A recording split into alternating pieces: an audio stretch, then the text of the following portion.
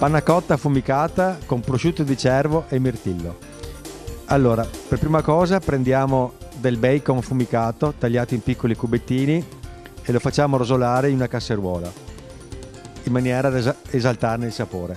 Dopodiché aggiungiamo la panna, la portiamo a ebollizione, la togliamo dal fuoco e aggiungiamo i fogli di gelatina precedentemente ammollati, un pizzico di sale e lasciamo in infusione il tutto.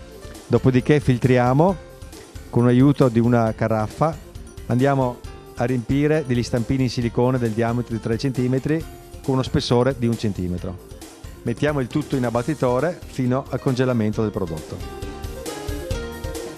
Nel frattempo prendiamo del pane ai cereali, ricaviamo dei dischi di 3 cm con un coppapasta, li adagiamo in una teglia da forno imburrata e li inforniamo fino a renderli leggermente croccanti.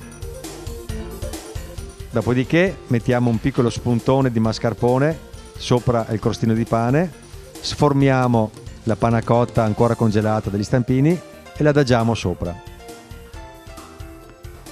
Condiamo poi del mascarpone con un goccio di grappa, un pizzico di sale e mettiamo uno spuntone sopra ad ogni panna cotta. Infine tagliamo sottile un prosciutto di cervo affumicato, lo adagiamo in maniera un po' soffice e guarniamo con un piccolo mirtillo.